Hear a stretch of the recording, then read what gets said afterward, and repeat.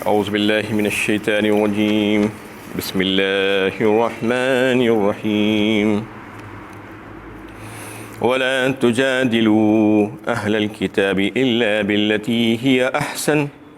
إلا الذين ظلموا منهم وقولوا آمنا بالذي أنزل إلينا وأنزل إليكم وإلهنا وإلهكم واحد ونحن له مسلمون۔ اور اہل کتاب سے جھگڑا نہ کرو سوائے اس کے کہ احسن طریقے پر افہام و تفہیم کرو۔ ہاں، اگر وہ ظلم و زیادتی پر اتر آئیں تو کہہ دو کہ ہم ایمان لائیں اس کتاب پر جو ہماری طرف سے نازل کی گئی، اور اس کتاب پر بھی جو تمہاری طرف نازل کی گئی تھی، اور ہمارا معبود اور تمہارا معبود ایک ہی ہے اور ہم اسی کے فرما بردار ہیں۔ یہ سورہ عنکبوت کی 46 نمبر کی آیت ہے۔ اس میں اللہ تعالیٰ بتا رہے ہیں کہ اہل کتاب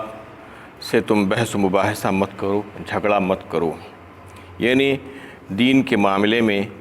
کچھ بات کو سمجھانے کے سلسلے میں ان سے بحث و مباحثہ نہیں کرنا چاہیے۔ ہاں، اگر نوبت آ ہی جائے مجادلے کی تو پھر اس کا طریقہ کیا ہونا چاہیے وہ بھی بتا دیا گیا کہ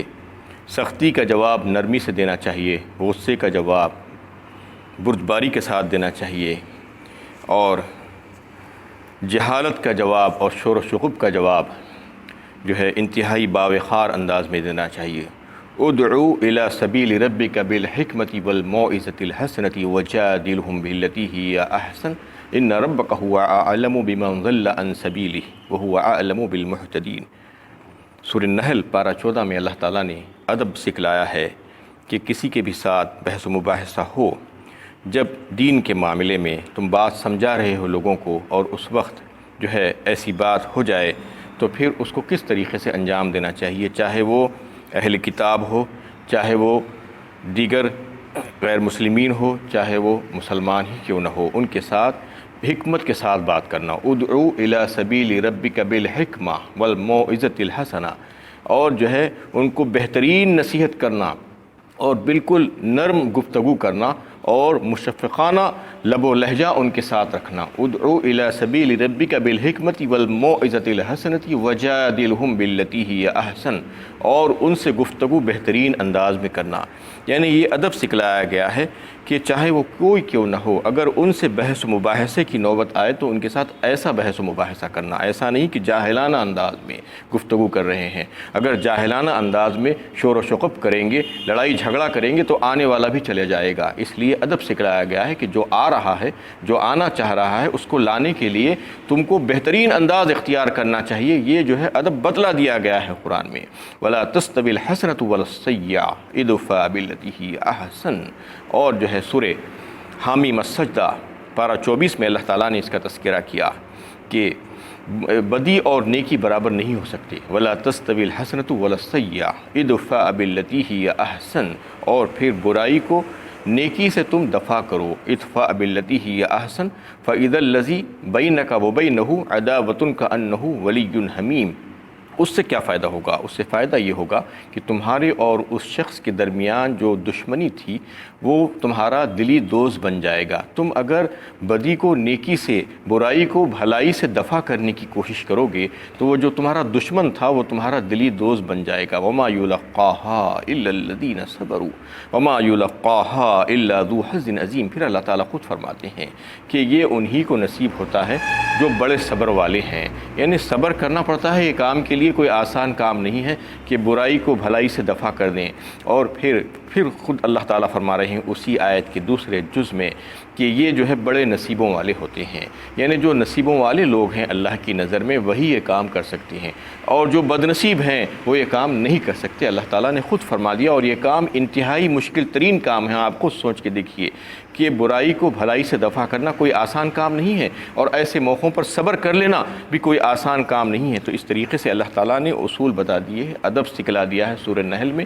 اور بتا دیا گیا ہے اس میں بھی ومن اضل ممن اتبع ہوا، اور جو ہے اس میں کہ جو ہے گمراہ ہیں ان کو بھی اللہ تعالیٰ جانتے ہیں اور جو ہدایت یافتہ ہیں ان کو بھی جانتے ہیں۔ ادعو الی سبیل ربک بالحکمۃ والموعظۃ الحسنۃ وجادلھم باللتی ہی احسن ان ربک هو اعلم بمن ضل عن سبیلہ وهو اعلم بالمہتدین،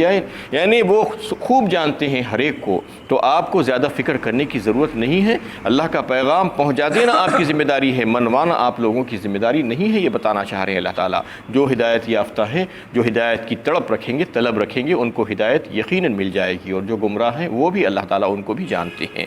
تو اس طریقے سے جو ہے اس آیت میں یہ بات واضح کر دی گئی کہ ان سے اگر جو ہے بحث و تکرار کی نوبت آئے تو پھر اس طریقے سے کرنا، الا الذین ظلموا منہم، اور پھر ایک استثنائی صورت، یعنی اگر وہ ظلم و زیادتی پر اتر آئے، آپ کی نرمی کا جواب سختی سے ہی دے رہے ہیں وہ لوگ، اور جو ہے آپ جو احسان کر رہے ہیں، جو غصہ نہیں کر رہے ہیں، جو بردباری کا مظاہرہ کر رہے ہیں، اس کے باوجود وہ آپ کے اوپر ظلم و زیادتی اور آپ کو تنگ کر رہے ہیں، ایذائیں پہنچا رہے ہیں، تو پھر آپ کو اجازت ہے اور جو ہے یہ جائز ہے کہ اتنا ہی جتنا آپ کو تکلیف پہنچائی گئی ہے اس سے ان کا انتقام لے سکتے ہیں۔ لیکن وَإِنْ عَاقَبْتُمْ فَعَاقِبُوا بِمِثْلِ مَا عُوقِبْتُمْ بِهِ وَلَئِنْ صَبَرْتُمْ لَهُوَ خَيْرٌ لِلصَّابِرِينَ سورہ نحل پارہ 14 میں اللہ تعالیٰ نے بتا دی یہ بات کہ جو ہے جو ظلم و جور ہوگا، جو اس کا برابر سرابر تم اس سے جو ہے انتقام لے سکتے ہو کسی کے، یہ اجازت دے دی گئی ہے۔ یہ مسئلے کے اعتبار سے ہے، اور تقوی کے اعتبار سے اگر دیکھا جائے وَلَئِنْ صَبَرْتُمْ لَهُوَ خَيْرٌ لِلصَّابِرِينَ، اللہ تعالیٰ نے فرما دیا کہ اگر نہ لو تو بہتر ہے، اگر صبر کر لو تو پھر اللہ تعالیٰ کے اوپر اگر چھوڑ دو تم تو اللہ تعالیٰ اس کا بے حد و حساب تم کو اجر عطا فرمائیں گے۔ یعنی دو صورتیں ہمیشہ ہوتی ہیں، ایک مسئلے کے اعتبار سے اور ایک تقوی کے اعتبار سے۔ مسئلے کے اعتبار سے بات بتا دی جاتی ہے تاکہ اگر کبھی ضرورت پڑ جائے تو تم اس کو جو ہے استعمال کر سکتے ہو، اور تم چاہو تو اپنا انتقام لے سکتے ہو، لیکن نہ لو تو زیادہ بہتر ہے، صبر کر لو تو زیادہ بہتر ہے، اللہ تعالیٰ یہ چاہتے ہیں۔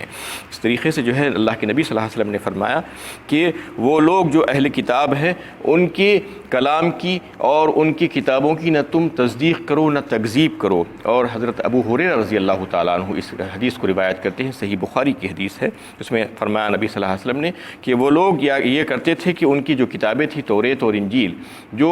عبرانی زبان میں اتری تھی تو وہ خود عبرانی زبان میں پڑھتے تھے، اور پھر اس میں تحریفیں کر کے مسلمانوں کو عربی زبان میں سناتے تھے، یعنی تحریف شدہ کتابیں، اور یہ چاہتے تھے کہ مسلمان اس کی تصدیق کریں۔ تو نبی صلی اللہ علیہ وسلم نے فرما دیا، ایک اصول بتا دیا کہ ان کی کتابوں کی تصدیق بھی نہیں کرنا اور تکذیب بھی نہیں کرنا، اور یہ کہہ دینا کہ آمنا بالذی انزل الینا وانزل الیکم، یعنی ہم ایمان لاتے ہیں اس پر بھی جو ہم پر نازل ہوا ہے اترا ہے، اور ہم ایمان لاتے ہیں اس پر بھی جو تمہارے اوپر نازل ہوا ہے، یعنی تمہارے انبیاء کرام پر جو کتابیں نازل ہوئی تھی آسمانی کتابیں، ہم اس پر ایمان رکھتے ہیں، نہ کہ اس پر جو تمہاری تحریف شدہ کتابیں ہیں، جیسا کہ آج بائبل لے کر پھرتے ہیں یہ لوگ، یعنی اس میں انجیل بھی ہے، توریت بھی ہے، اور ان لوگوں کے مختلف اقوال بھی ہے، اور پھر اولڈ ٹیسٹیمنٹس، نیو ٹیسٹیمنٹس، اور پھر اس کی کئی ایک ورشنز، یہ سب کے سب جو ہے بیکار اور غلط باتیں ہیں اس میں۔ کچھ بہت سی تھوڑی سی باتیں اس میں رہ گئی ہیں جو آسمان سے نازل ہوئی تھی توریت کی اور انجیل کی، اس کے علاوہ سارے کے سارے ان لوگوں کے اقوال ہیں اس میں، تو وہ کتابوں کو تو ہم نہیں مان سکتے اس لیے کہ وہ تحریف شدہ کتابیں ہیں، لیکن جو کتابیں آسمان سے آئی تھی اس کو ماننا پڑے گا۔ اس کے تعلق سے یہاں بتایا گیا کہ ہم اس کو مانتے ہیں، اور بالکل محتاط رویہ اختیار کرنے کے لیے نبی صلی اللہ علیہ وسلم نے کہا کہ نہ تکذیب کرو اور نہ تصدیق کرو، بس اتنا کہہ دو کہ تمہارے نبیوں پر جو ہے وحی کے ذریعے سے جو نازل ہوئی تھی وہ کتابوں پر ہی ایمان رکھتے ہیں۔ وَإِلَٰهُنَا وَإِلَٰهُكُمْ وَاحِدٌ وَنَحْنُ لَهُ مُسْلِمُونَ، اور پھر کہہ دو کہ ہمارا معبود اور تمہارا معبود تو ایک ہی ہے، اور ہم اور تم ایک ہی کی عبادت کرتے ہیں، اور ہم اسی کے فرمانبردار ہیں۔ وَكَذَلِكَ أَنزَلْنَا إِلَيْكَ الْكِتَابَ، اور اسی طرح ہم نے آپ پر کتاب نازل کی ہے۔ فَالَّذِينَ آتَيْنَاهُمُ الْكِتَابَ يُؤْمِنُونَ بِهِ وَمِنْ هَٰؤُلَاءِ مَن يُؤْمِنُ بِهِ وَمَا يَجْحَدُ بِآيَاتِنَا إِلَّا الْكَافِرُونَ۔ پس اس سے پہلے جن لوگوں کو ہم نے کتابیں دی تھی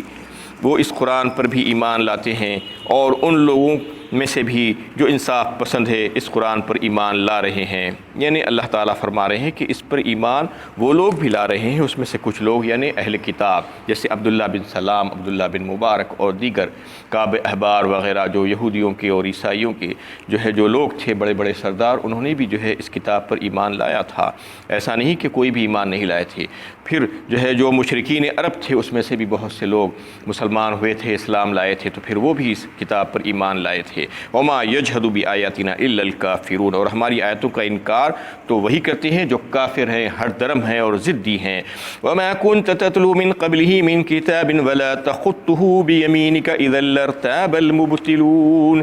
اور محمد صلی اللہ علیہ وسلم اس کتاب سے پہلے آپ نہ کوئی کتاب پڑھے ہوئے تھے اور نہ اپنے ہاتھ سے لکھ سکتے تھے، اگر ایسا ہوتا تو باطل پرستوں کے لیے شک و شبے کی گنجائش نکل آتی۔ اس میں اللہ تعالیٰ نے نبی صلی اللہ علیہ وسلم کی امی ہونے کا اظہار فرمایا ہے کہ آپ صلی اللہ علیہ وسلم کو اللہ تعالیٰ نے امی بنا کر پیدا کیا تھا، یعنی آپ لکھنا پڑھنا نہیں جانتے تھے۔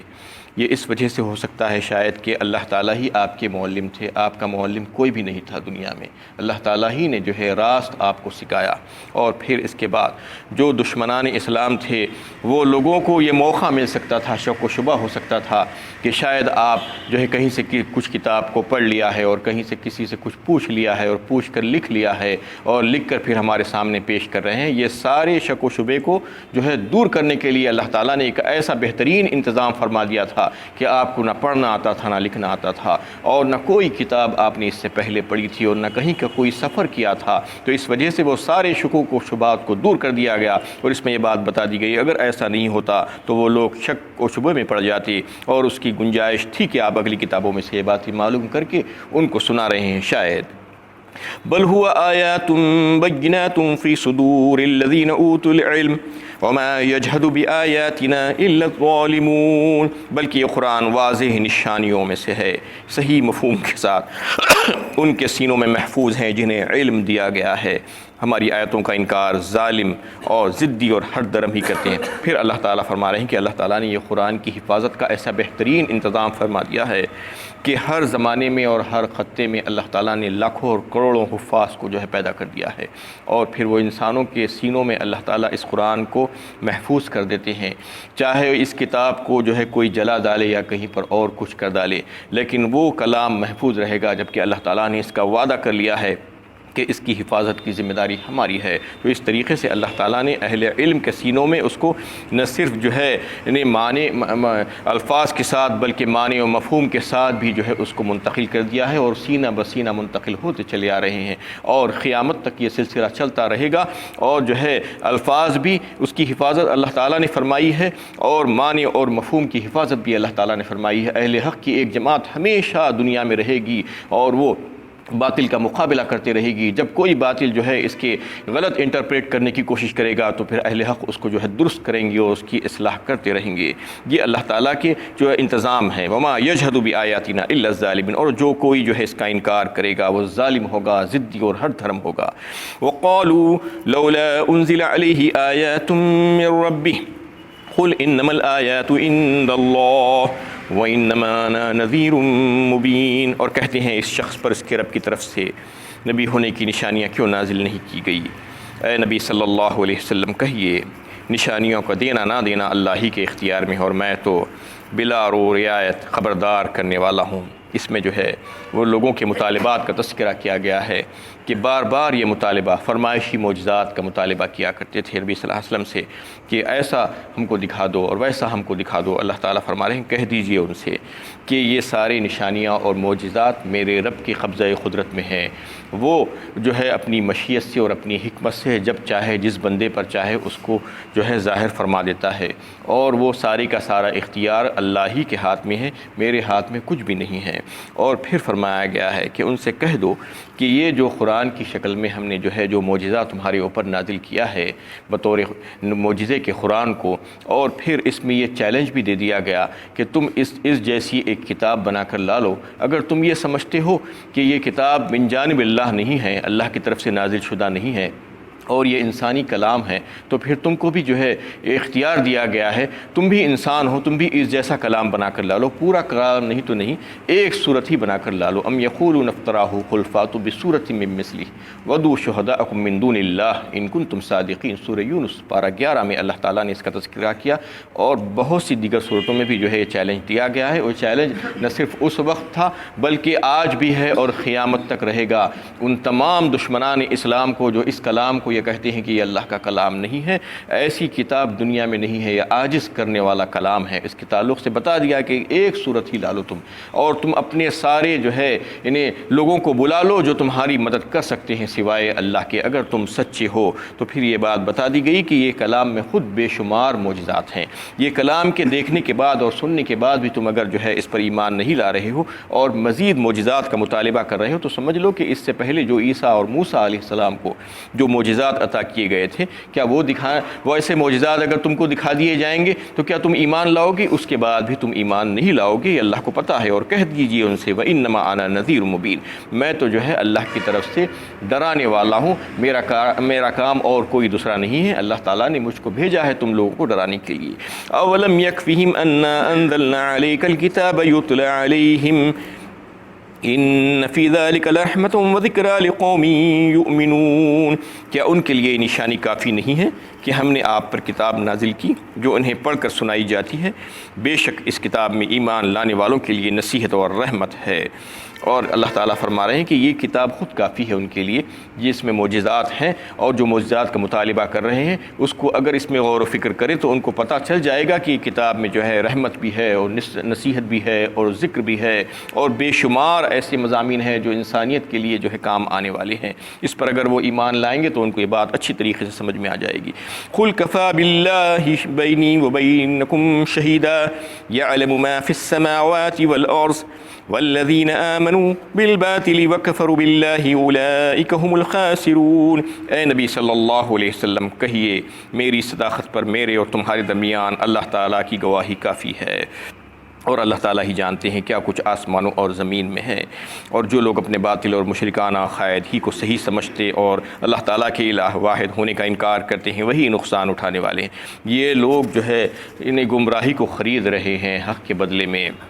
اور جو ہے اللہ تعالیٰ جانتے ہیں کہ زمین و آسمان میں کیا ہے۔ اور میری جو ہے نبوت کی دلیل تمہارے لیے جو ہے یہ ہے کہ اللہ جو ہے اس کے درمیان کافی ہے، میرے اور میرے نبوت کے بیچ میں، اور جو ہے مجھے سچا نبی بنا کر بھیجا گیا ہے، اور یہ کلام مجھ پر نازل کیا گیا ہے۔ تم چاہے مانو یا نہ مانو، اگر تم نہیں مانو گے تو تم نقصان اٹھانے والوں میں سے ہو جاؤ گے۔ وآخر دعوانا الحمد للہ رب العالمین۔